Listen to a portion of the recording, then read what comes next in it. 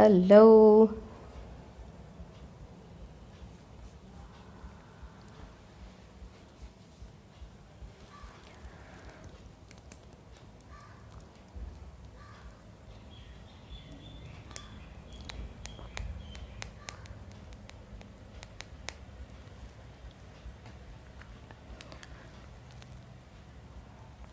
Good morning, everybody. Very good morning, all of you. Good morning, बच्चों. Good morning. How are you, everyone? I hope कल वाली बात याद होगी कि गुड मॉर्निंग बोलने पे गुड मॉर्निंग जवाब देना है. I am fine, thank you. How are you everybody? And उम्मीद है मैथ्स क्लास खत्म होने के बाद आप वापस अपने इंग्लिश क्लास में आ चुके हैं एंड होपफुली आपके मैथ्स क्लास ऑफ हो चुके हैं. So okay, done. I am fine, thank you everybody. And अब कल की थोड़ी सी बात कर लेते हैं. एंड आई नो कि मैंने बोला था कि जितने भी आंसर्स होंगे मैं उसको कमेंट बॉक्स में डालूंगी. आई वॉज चेकिंग, आज कुछ एक्सरसाइजेज हैं जो अभी भी जो आज हम फिनिश कर देंगे अपना फर्स्ट चैप्टर जो पोइट्री है.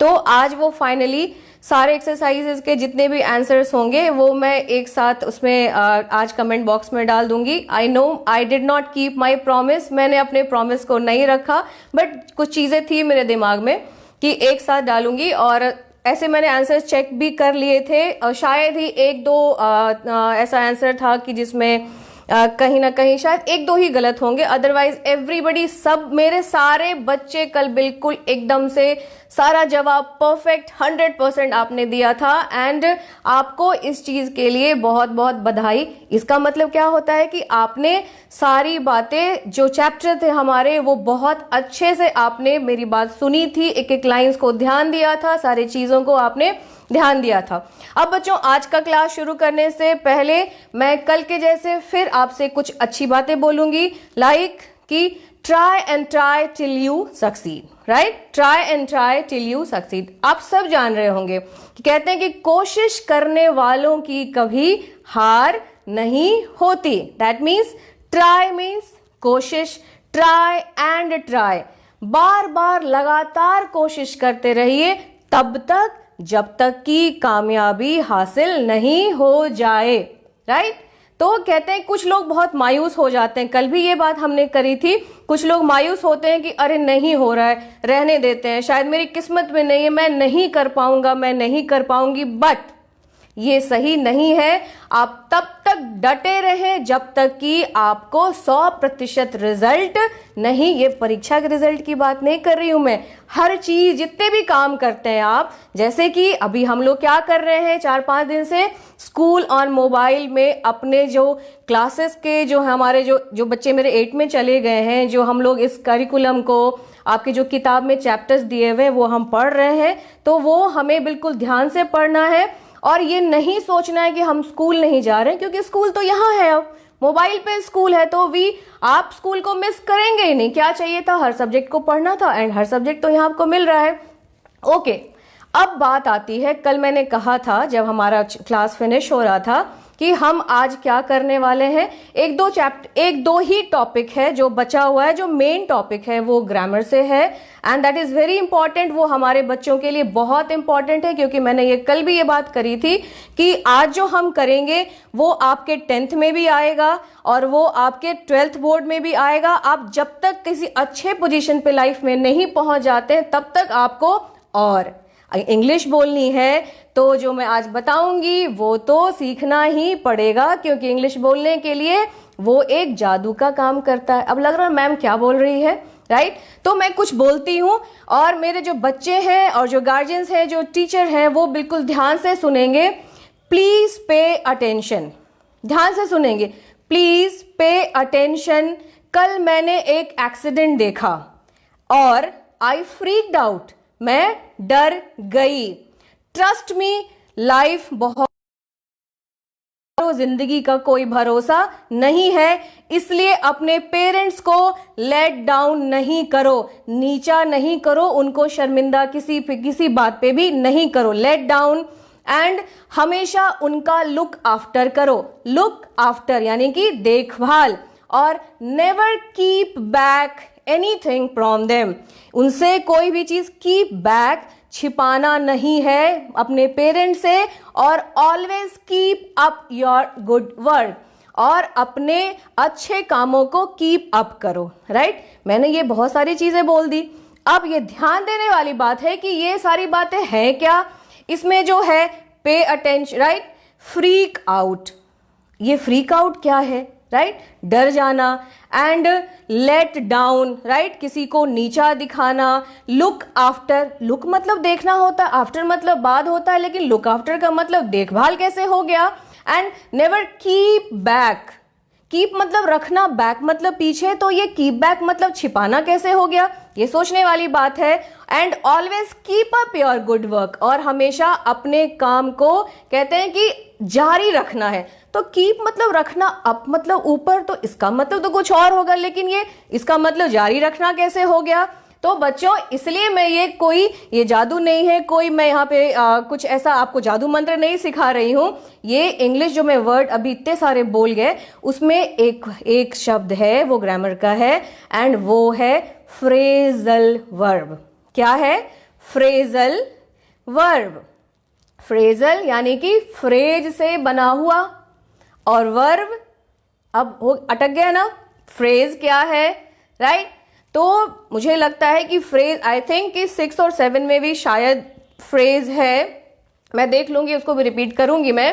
राइट, तो फ्रेज का मतलब होता है बच्चों, यानी कि शब्द का, छोटे छोटे शब्दों को जोड़ के जब अगर हम जिंगल करते हैं, एक साथ जोड़ते हैं, वो एक आपको मीनिंग देते हैं। राइट, 2-3 शब्द को जोड़ दिए, वो आपको एक मतलब देता है, लेकिन वो मतलब ऐसा नहीं होता है कि जो शब्द कह रहा है वही उसका मीनिंग होगा। राइट, जैसे कि मैं ये कह रही हूं कि जैसे try and try till you succeed, कि तब तक कोशिश करो जब तक कि आपको कामयाबी नहीं मिल जाती है। राइट, तो ऐसे ऐसी चीजें, शब्दों के जोड़, कई शब्द जब जुड़ते हैं तो वो आपको एक अलग मीनिंग देते हैं। तो आज हम लोग फ्रेजल एंड वर्ब देखेंगे। अब दूसरी बात है कि वर्ब। राइट, वर्ब सब जानते हैं, कोई कमेंट बॉक्स में लिखेगा वर्ब कितने कितने को पता है? मेरे बच्चे फटाफट लिखेंगे वर्ब, अगर किसी को आ रहा है तो। एनीवन, कोई मेरे बच्चों में से कोई जवाब देगा वर्ब का अगर मैं हिंदी में बताऊं तो आप शायद लिखेंगे हाँ, वर्ब VERB यानी कि क्रिया। अब समझ में आ रहा है कि वर्ब का मतलब क्या होता है? क्रिया। क्रिया यानी कि काम, काम यानी कि कोई भी काम जो अभी हम लोग कर रहे हैं, पढ़ रहे हैं, सुन रहे हैं, समझ रहे हैं, दुनिया का कोई भी काम जो हम करते हैं, कोई भी एनी काम, सोना, उठना, बैठना, जागना, हंसना, रोना, कोई भी जो काम होता है वो क्या है? क्रिया है हिंदी में, और वर्ब है वो इंग्लिश में। तो जब हम फ्रेजल वर्ब यानी कि, अब मैं दिखाती हूं आपको बोर्ड, वहां पे फ्रेजल वर्ब का मैंने डेफिनेशन आपके लिए लिखा है, और मुझे उम्मीद है कि आज आप कॉपी कलम लेके बैठे होंगे, क्योंकि ये जो है ये आपको मिस नहीं करना है। ये क्लास आप दोबारा रिवाइंड करके भी, ये क्लास ऑफ करने के बाद आप देखेंगे, क्योंकि ये सारी चीजें मिस करने, आप कहानी में दोबारा सुना सकती हूँ, वो आप खुद समझ सकते हैं, लेकिन आपको ये फ्रेजल वर्ब जो ये मिस नहीं करना। Yes, very good, any action all works in, very good everybody, सारे बच्चे अच्छा जवाब दे रहे हैं। मैं आपको बोर्ड दिखा रही हूं। Okay, now will move to board. Yes, now we have phrasal verb. Right, you can see, आप देख सकते हैं, थोड़ा जूम कर देती हूं। अब फ्रेजल वर्ब, एक फ्रेजल वर्ब जो है वो इज वो है क्या? Combination of, combination, combine, combination क्या होता है? कंबाइन करना यानी कि जोड़ना। कॉम्बिनेशन ऑफ अ वर्ब, एक क्रिया। क्या क्या जोड़ते हैं हम? एक क्रिया को, अ वर्ब एंड एडवर्ब और प्रीपोजिशन। राइट, आप बोर्ड पे ध्यान देंगे कि जब हम किसी क्रिया को, किसी भी काम को, एंड एडवर्ब क्या हो गया? क्रिया, क्या क्या बोलेंगे उसको? कोई जवाब देगा? राइट, क्रिया विशेषण के साथ अगर जोड़ते हैं, एंड या तो उसको हम प्रीपोजिशन के साथ जोड़ते हैं, तो वो वर्ड क्या बन जाता है? वो कहलाता है phrasal verb. A phrasal verb is a combination of a verb and adverb और preposition, जैसे मैंने नीचे दिखाया है, verb प्लस एडवर्ब। क्रिया में क्या जोड़ देंगे? एडवर्ब, यानी कि क्रिया विशेषण को जोड़ देंगे, एंड वर्ब क्रिया को किसके साथ जोड़ेंगे? हम लोग प्रीपोजिशन के साथ जोड़ेंगे, and that is a phrasal verb. ये उसका डेफिनेशन था। आपको अगर कोई पूछे कि व्हाट इज फ्रेजल वर्ब, क्योंकि मैं इंग्लिश का क्लास ले रही हूं तो आपको जवाब इंग्लिश में देना है, हिंदी से हमेशा काम नहीं चलना, हिंदी समझ जाना है, बिल्कुल कंसेप्ट जो है वो इसको बिल्कुल रखना है कि फ्रेजल वर्ब क्या है। लेकिन अगर कोई इंग्लिश में, क्योंकि आपको तो जवाब इंग्लिश में ही देना है ना, मैम हिंदी में पढ़ा रही है ये अलग बात है, क्योंकि ये है कि बच्चे जिस भी भाषा में आपको समझते हैं, चाहे वो आपके क्षेत्रीय भाषा में समझते हैं, मातृभाषा में समझते हैं, बच्चों को हमको उन्हीं भाषा में चीजें समझानी होती हैं, राइट। तो यहां पे हम लोग बात कर रहे हैं phrasal verb is a combination of verb with adverb और वर्ब विथ प्रीपोजिशन। जब हम वर्ब को एडवर्ब से जोड़ेंगे एंड वर्ब को प्रीपोजिशन से जोड़ेंगे, वो क्या कहलाता है? That is phrasal. Phrase and verb, phrasal verb, phrase से जुड़ा हुआ वो क्रिया। लेकिन उसका जो मीनिंग अब है कि एडवर्ब यानी कि क्रिया विशेषण और वर्ब मतलब क्रिया। तो अब जैसे क्रिया का अगर हम नाम लेते हैं, मैं एग्जाम्पल दिखाती हूं बोर्ड पे, आप देखें। जैसे है कि बीच में देख, मैंने सेंटर में लिखा है, एक मेन काम है कॉल। कॉल मतलब कोई बताएगा कमेंट बॉक्स में? कॉल का मतलब क्या होता है? Call me, I call you, कोई कॉल का मतलब बताएगा? राइट, कॉल मतलब बुलाना, कॉल इज बुलाना। ओके, कॉल से मैंने कई सारे फ्रेजल वर्ब बनाए हैं। यू कैन सी, आप बच्चों बोर्ड में देख सकते हैं, बिल्कुल ध्यान से देखेंगे आप। ये आपके लिए क्लास है और आप इसको समझें, ये आपके पूरे जीवन में काम आने वाला है। आपको इंग्लिश पढ़ना हो या नहीं पढ़ना हो ये अलग बात है, लेकिन ये आपको 10th में 12th में आपको ये समझना पड़ेगा और ये आपको सीखना पड़ेगा, क्योंकि नंबर का सवाल है। और जब मार्क्स की बात आती है तो कोई भी बच्चा मार्क्स में पीछे रहना नहीं चाहता है। तो मैं कॉल से कई सारे फ्रेजल वर्ब बनाई हूं और आप देख सकते हैं। कॉल के साथ जुड़ा है मैंने, कॉल हो गया वर्ब यानी कि बुलाना, और इन मतलब क्या होता है? अंदर, राइट। लेकिन इसका मतलब होता है कॉल इन का यहां पे मतलब हो जाता है किसी को बुलाओ, कॉल इन, राइट। अब दूसरा है यहां पे कॉल बैक। कॉल बैक तो हम लोग चूंकि मोबाइल यूज कर रहे हैं तो हम लोग सब लोग कॉल बैक बोलते हैं कि ओके मैं कॉल बैक करती हूं, मैं कॉल बैक करता हूं, I am calling you back, मैं आपको वापस कॉल बैक करता हूं, राइट। एंड आप तीसरा देखेंगे कॉल ऑफ, ऊपर है कॉल एंड एग्जाम्पल के बगल में OFF दिया हुआ है, कॉल ऑफ, राइट। अब कॉल ऑफ यहां पे कॉल मतलब बुलाना और ऑफ मतलब जैसे बोलते हैं ना स्विच ऑफ द फैन, पंखा बंद कर दो, राइट, पंखा को बंद कर दो।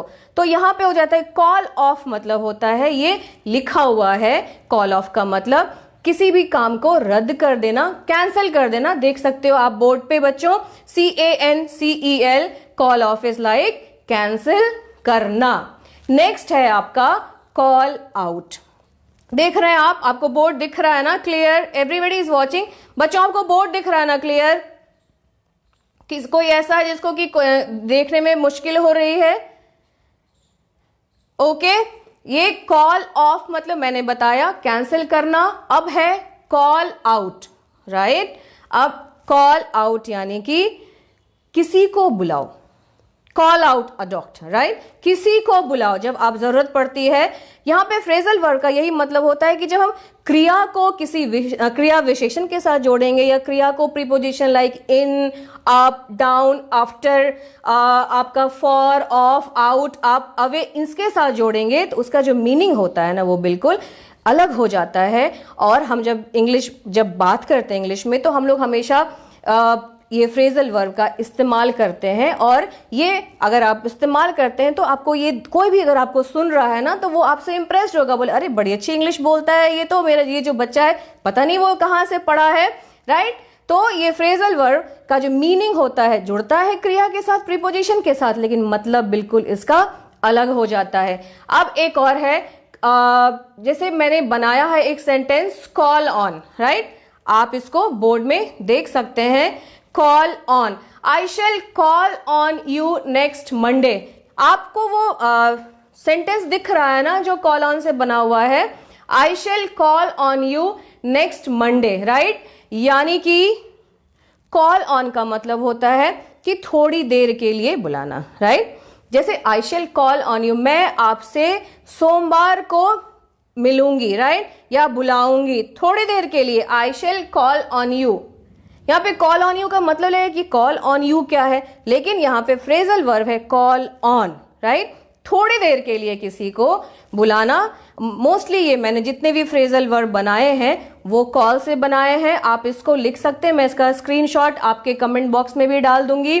और यहाँ पे फिर से एक बार रिवाइज कर लेते हैं। अ phrasal verb is a combination of a verb and adverb और प्रीपोजिशन। फ्रेजल वर्ब जो है वो किस चीज के जोड़ से बनता है, verb plus adverb and verb plus preposition. Example में बहुत सारा दिया हुआ है, कॉल से जितने भी रिलेटेड फ्रेजल वर्ब बन रहे हैं, call in, call on, call up, call away, call back, call for, call out, ये सारी चीजें क्या है, ये आपके कॉल से बने हुए फ्रेजल वर्ब हैं। अब फ्रेजल वर्ब, मुझे लगता है कि बच्चों को थोड़ी थोड़ी चीजें फ्रेजल वर्ब से रिलेटेड समझ में आ रही होंगी। अगर आपको दो इस तरह की चीजें कहीं भी अगर जुड़ी हुई दिख जाए तो आप ये अंदाजा लगा सकते हैं वर्ब के बाद अगर कोई प्रीपोजिशन लिखा हुआ है तो फिर से मैं कमेंट बॉक्स में डाल दूंगी, इसको आप समझ लें, क्योंकि मेरे पास टाइम हमारे क्लास का लिमिटेड होता है। मैं कमेंट बॉक्स में मैं डेफिनेटली डाल दूंगी। और मेरा ये फ्रेजल वर्ब बनाने का है, यहाँ पे था कि हमारा एक एक्सरसाइज है आज जो हम करने वाले हैं अभी जस्ट, और मैं फिर से वही क्वेश्चन राउंड आने वाला है। वी हैव हमारे पास 7 से 8 मिनट है और हमारे पास 5 फिल इन द ब्लैंक्स है। फिल इन द ब्लैंक्स मतलब रिक्त स्थानों की पूर्ति करें, और उसमें आपके 5 फ्रेजल वर्ब दिए हुए हैं। मैंने उसमें हिंदी नहीं लिखा है, मैं बताऊंगी और आपको जवाब देना है, और मैं इसका जवाब अभी यहीं पे कमेंट बॉक्स आपके इस क्लास के दौरान ही वो क्लियर कर दूंगी। Now we will move to, अब जो हमारा ये क्वेश्चन है हम उसको डिस्कस करेंगे एंड होपफुली ओके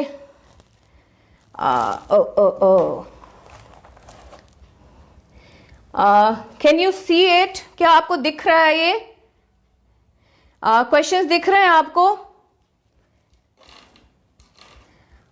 आप क्वेश्चंस देख पा रहे हैं?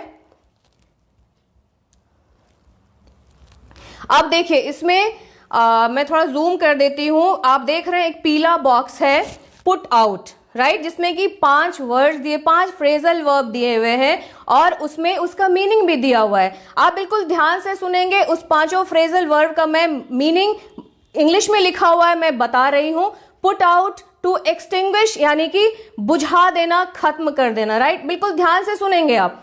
दूसरा है call out, to summon. Call out अभी बताया मैंने, किसी को बुलाना। टू समन, किसी को, जैसे कि ऑफिस में कोई बात होती है, बच्चा कोई बदमाशी कर देता है तो उसको ऑफिस से बुलाया जाता है, जाओ उस बच्चे को, ये कहते हैं कि अगर समन कहता है तो किसी कोई बच्चा अगर उसको बुलाया जाता है ऑफिस से कि जाओ कॉल दैट बॉय, वो समन कहता है, किसी को काम से बुलाना, याद करना। पुलिस हमेशा समन भेजती है लोगों को, एंड बच्चे भी बदमाशी करने के बाद प्रिंसिपल के द्वारा समन किए जाते हैं। ये दूसरा वर्ड है। एंड तीसरा है set out, to begin a journey. Set out मतलब होता है कोई यात्रा की शुरुआत करना। चौथा है वाइप आउट, टू रिमूव, यानी कि वाइप मतलब पोंछना होता है, टू रिमूव हटा देना।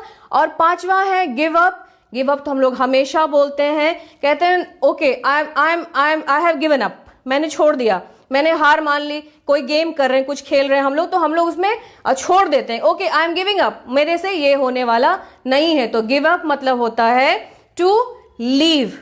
ओके, मैंने मीनिंग बता दिए हैं एंड मुझे उम्मीद है कि आप अब ये 5 कर लेंगे। Okay let's start.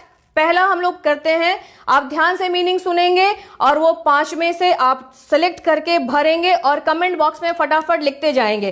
पहला है the government is ready to dash polio.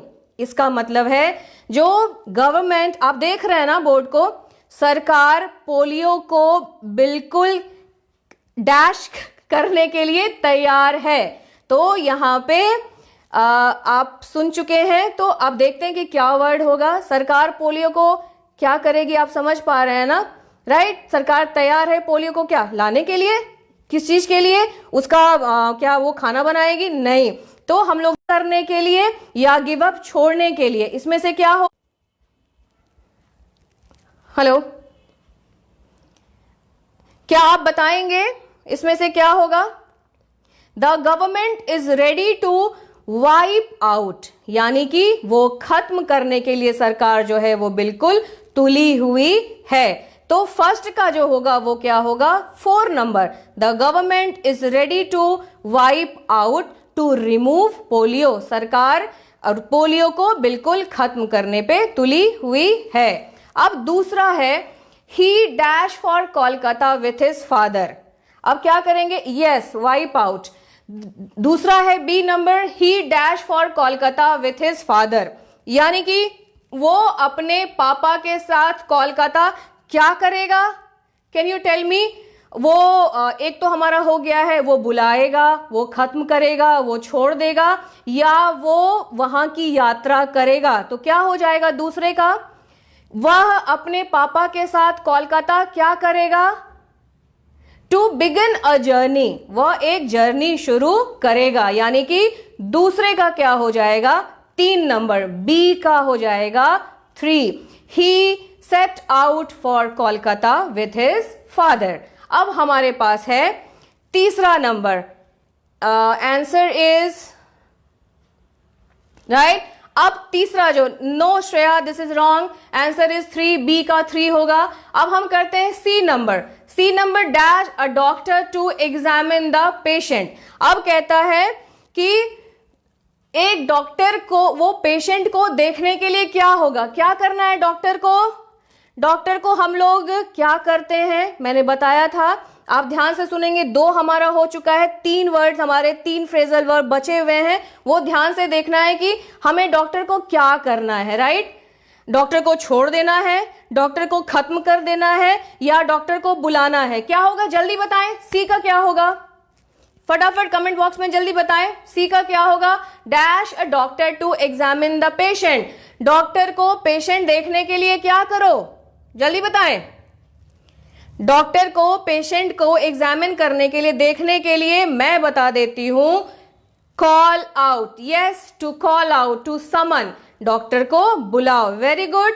सी का 2, call out a doctor to examine the patient, doctor को पेशेंट को देखने के लिए बुलाओ। हमारा 3 फ्रेजल वर्ड कंप्लीट हो गया है, एंड अब जल्दी जल्दी आंसर करेंगे, 2 बचे हुए हैं एंड 2 फ्रेजल वर्ड हमारे पास, यस वेरी गुड। सी का 2 एंड हमारे पास 2 बचा हुआ है, लेट्स मूव, चलते हैं बच्चों हम लोग चौथा और 5वें नंबर पे। He had to dash smoking because he has breathing problem. He had to, उसको छोड़ना पड़ा, राइट, मैंने पहले ही बोल दिया, स्मोकिंग सिगरेट पीना, क्योंकि उसे सांस की दिक्कत हो रही थी, तो मैंने पहले ही बता दिया। डी का क्या होगा, आप बताएंगे डी का क्या होगा, जल्दी से डी का क्या होगा, प्लीज प्लीज प्लीज जल्दी फटाफट कमेंट बॉक्स में बताएं। डी का, उसने सिगरेट सांस के प्रॉब्लम के कारण क्या किया, yes give up, he had to give up, उसे सिगरेट पीना छोड़ना पड़ा, क्यों, क्योंकि उसे सांस की दिक्कत हो रही थी। एंड हमारे पास बच जाता है ई डैश द लालटेन, एंड ई का क्या होगा, एक बच गया हमारे पास, लालटेन को, लालटेन जो होता है लैंप, उसको क्या करो, put out, put out means extinguish, यानी कि बुझा दो, राइट, बंद कर दो। और इस तरह से हमारा जो ये क्वेश्चन था, ये हमारा फ्रेजल वर्ब था, वो बिल्कुल कंप्लीट हो गया है। एंड अब हमारे पास एक और है, आप देख सकते हैं, अगर आपको दिख रहा है तो, कैन यू सी, ये आपको दिख रहा है, मैं दिखाऊं इसको, कैन यू सी इट, आपको ये दिख रहा है, इसमें ये आपका एक ग्रिड है जो आप देख पा रहे हैं। एंड ये ग्रिड अगर आपसे हो पा रहा है तो आपके पास 2 मिनट है, मैक्सिमम वर्ड इससे निकालें। मेरे पास बहुत सारे वर्ड्स मैंने बना लिए हैं, आपको मैं ये ग्रिड दे रही हूं और टाइम दे रही हूं, मैं चलिए शुरू करते हैं इसको। ओके, अगर हम हॉरिजेंटली चौड़ा की तरफ से देखते हैं तो जो पहला लाइन है उसमें देख सकते हैं आप एक वर्ड बन रहा है। क्या वर्ड है, कोई बताएगा? जो अगर आप हॉरिजेंटल लेते हैं, अगर उसको हम बिल्कुल चौड़े चौड़े लेते हैं तो उसका पहला वर्ड क्या बन रहा है, कोई बताएगा? फटाफट बताएं आप। That is temperature. टी आप देख सकते हैं फर्स्ट में आपका जो बन रहा है, and that is TEMPERATURE and the word is temperature. पहला हमारा कंप्लीट हो गया है। एंड दूसरे में देखते हैं हम लोग। दूसरे लाइन में अगर हम जाते हैं तो दूसरे लाइन में जो शुरू हो रहा है वो है आपका, देख सकते हैं दूसरे लाइन में पहला अल्फाबेट छोड़ के, दैट इज फॉग, FOG। आप देख पा रहे हैं fog? Can you see it? Here it is fog, FOG। उसी लाइन में एक और वर्ड है, आप देख सकते हैं, अगर हम जे छोड़ दें तो CLOUD and that is cloud. Can you see it बच्चों? यहां बन गया क्लाउड। क्लाउड यानी कि बादल, फॉग यानी कि धुंध, कोहरा जिसको कहते हैं, टेम्परेचर यानी कि तापमान। अब हम आगे बढ़ते हैं, इसी में आप देख सकते हैं देयर इज अ रेनबो। बच्चों देखो यहां पे है rainbow, RAINBOW and yes rainbow है इसमें। एंड आप उसके बाद नीचे देख सकते हैं CLOUD, Y, cloudy. Can you see it? यहां पे CLOUDY, क्लाउडी। ये आपका बन गया 4 वर्ड। आप 5वें में देख सकते हैं WEATHER, दैट इज वेदर। आप वेदर देख सकते हैं। एंड उसके बाद आप अगर नीचे आते हैं तो और भी मैं दिखाऊं, LIGHTNING, लाइटनिंग, दैट इज बिजली। Yes, umbrella, temperature, cloud, very good. आप फटाफट आप भी बनाएं, मेरा इंतजार ना करें। आप लोग बहुत इंटेलिजेंट बच्चे हैं मेरे, आप भी फटाफट बनाएं। बहुत आसान है, कोई ये बड़ों का नहीं है, आपके क्लास का है बच्चों, आप इसको ध्यान दें। एंड नेक्स्ट हम बनाएंगे, यहां पे आप देख सकते हैं UMBRELLA। Can you see that? Umbrella, यहां पे आप देख सकते हैं umbrella. And next is RAINY, रेनी, रेनी। और भी कई वर्ड हैं इसमें। एंड आप इसमें ऑलरेडी देख रहे हैं कि फॉरकास्ट दिया हुआ है। एंड देयर आर, मैं इसको स्क्रीनशॉट में डालूंगी और आप सब उसको सॉल्व करके इसमें आप सारे वर्ड्स को लिखेंगे। और इस तरह से हमारा जो वंडर चैप्टर है वो हमारा, yes rainbow, umbrella, there are few words still. इसमें और भी कुछ वर्ड्स बचे हैं बच्चों, स्क्रीनशॉट में डालूंगी, कल का जवाब भी मैं डालूंगी उसमें। और इंपॉर्टेंट बात, कल जो हम चैप्टर करेंगे वो चैप्टर है स्लीप। स्लीप मतलब सोना है, लेकिन सो नहीं जाना है, क्लास में वापस आना है। कल 11:05 पे ये चैप्टर हमारा हो गया है फिनिश। और आप 3 दिन और चौथा दिन का जो क्वेश्चन आंसर है उसको ओपन करके आप कॉपी में उसको फिनिश कर लेंगे। एंड कोई बहाना, क्योंकि मैं चैप्टर से आपके उसमें चैप्टर्स डाल भी दूंगी, पोएट्री डाल दूंगी, क्वेश्चन आंसर डाल दूंगी, एंड बहाना नहीं चलेगा। एंड हमारा आज का टाइम यहाँ पे खत्म हो रहा है बच्चों। कल हम स्लीप चैप्टर के लिए मिलेंगे, मीनिंग है सोना, लेकिन मिलेंगे हम लोग, पढ़ेंगे और आप भी बहुत सारी चीजें सोच के आएंगे कि क्या क्या मैम पूछ सकती है। मैं सवाल देख रही हूँ, मैं सवाल पूछती हूँ। एंड अब मैं गार्जियन से और जितने भी हमारे व्यूअर्स हैं, ये टीचर्स ऑफ बिहार के और जो भी नए नए जुड़ रहे हैं, उसे फिर मैं अपील करूंगी कि प्लीज़ ये बहुत अच्छा प्लेटफॉर्म है। और आपके बच्चे अगर वो गवर्नमेंट स्कूल में नहीं भी पढ़ रहे हैं तो सिलेबस SCRT NCRT का काफ़ी मिलता जुलता हो गया है। एंड प्लीज़ बच्चों को जोड़ें इससे, जितना हो ये बच्चों के लिए प्लेटफॉर्म है, हमारे लिए तो है ही कि अगर हम सीखेंगे तो हम बच्चों तक कन्वे कर देंगे। लेकिन आप इस चीज़ का मैसेज जितना हो सके बिहार में, जितनी जल्दी हो, इसको ये आप स्प्रेड कराइए कि पढ़ाई बच्चों की जारी हो चुकी है, वो 3-4 क्लास मिस कर चुके हैं। एंड आज का हमारा क्लास यहीं पे समाप्त होता है बच्चों। कल हम लोग 11:05 पे यहाँ पे इंग्लिश क्लास में मिलेंगे। बाकी इसके बाद जो क्लासेस होंगे आप अटेंड करेंगे, छोड़ के भागेंगे नहीं, स्लीप नहीं करेंगे, डोंट स्लीप, सोना नहीं है। एंड द वेरी इंपॉर्टेंट, सबसे महत्वपूर्ण चीज, स्टे होम, स्टे सेफ, घर में रहें, सुरक्षित रहें।